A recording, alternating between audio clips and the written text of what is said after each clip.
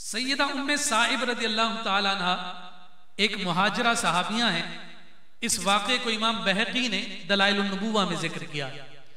ये हिजरत करके मदीनतुल मुनव्वरा हुजूर की खिदमत में हाजिर हुई और आक़ाए कायनात सल्लल्लाहु अलैहि वसल्लम की खिदमत में जब हाजिर हुई तो आपके साथ आपका एक छोटी उम्र का एक बेटा भी था। नबी रहमत सल्लल्लाहु अलैहि वसल्लम ने सैयदा उम्मे साइब को मुसलमान औरतों के दरमियान भेज दिया। चूंकि वो मुहाजिरा थी, हुजूर की खिदमत में आई तो अर्ज करने लगी, या रसूलल्लाह, आपकी खातिर मैंने घर बार छोड़ दिया, मेरे पास माल बहुत था, आपके नाम की खातिर छोड़ दिया।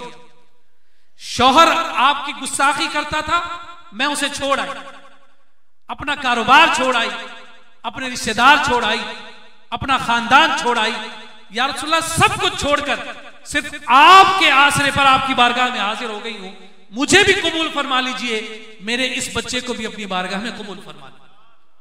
आक़ाए कायनात सल्लल्लाहु अलैहि वसल्लम ने सैयदा उम्मे साइब को औरतों की जानिब रवाना कर दिया। हुक्म दिया, मुसलमान औरतों, इसका ख्याल रखना, अब इसका दुनिया में कोई और सहारा नहीं, जो इसका सहारा है उसका नाम मोहम्मद मुस्तफा है। और उनका जो कम उम्र बेटा था, जनाब अबू हुरैरा के हाथ दिया, फरमाया कि तुम असहाबे सुफ़ा में CR हो, क्लास रिपोर्टर हो, क्लास कंट्रोलर हो, तुम मॉनिटर हो, इसे अपने साथ ले जाओ और असहाबे सुफ़ा के तलबा में इसे शामिल कर लो। ये सुबह भी यही होगा, रात भी यही होगा। अब ये बराह रास्त मुझसे इक्तिसाब फैज़ किया। अपने बेटे को लेकर सैयदा उम्मे साहिब हुजूर की खिदमत में आ गई, सब कुछ छोड़ छाड़ के आ गई। एक वबा फैली, उस वबा के नतीजा में उस औरत का बच्चा बीमार हो गया। जब वो बच्चा बीमार हुआ, हुजूर अलैहिस्सलातु वस्सलाम अयादत के लिए तशरीफ ले गए। जब आक़ाए कायनात सल्लल्लाहु अलैहि वसल्लम अयादत के लिए तशरीफ ले गए तो नबी रहमत सल्लल्लाहु अलैहि वसल्लम ने फरमाया कि अब इसका वक्त करीब है, ये दुनिया से पर्दा कर जाएगा। उस वबा में मुब्तला होने के बाद उस बच्चे का इंतकाल हुआ। जब बच्चे का इंतकाल हुआ तो हुजूर अलैहिस्सलातु वस्सलाम ने सहाबा को हुक्म दिया, उन्होंने तजहीज का इंतजाम किया, जनाजे का इंतजाम किया, उसे गुस्ल दिया।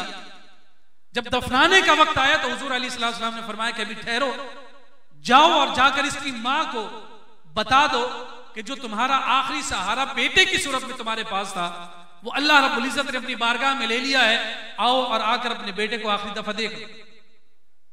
मस्जिद नबवी में सैयदा उम्मे साहिब आई, अपने बेटे के जनाजे पर बैठी और बेटे के जनाजे पर बैठकर उन्होंने रब की बारगाह में दुआ की। सैयदा उम्मे साहिब कहने लगी, बारी ताला, तेरे नबी की खातिर मैंने अपना सब कुछ छोड़ा है और सिर्फ अपने इस एक बच्चे को अपने साथ लेकर मैं तेरे महबूब की बारगाह में आई हूं।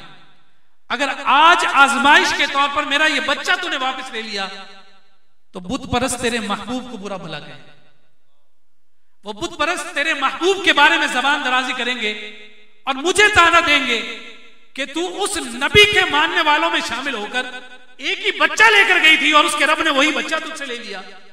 बारी ताला, मुझ पर और आजमाइशें आ जाएं, मैं सब बर्दाश्त कर लूंगी, मगर मुझसे यह बर्दाश्त नहीं होता मेरे इस बच्चे की वजह से मेरे महबूब की नामूस पर हर्फ। इमाम बहकी कहते हैं कि ये औरत अपने दुखते हुए लहजे के साथ और अपनी रोती आंखों से आंसुओं को गिराने के साथ, टूटे हुए जज्बों के साथ ये दुआ मांग रही थी।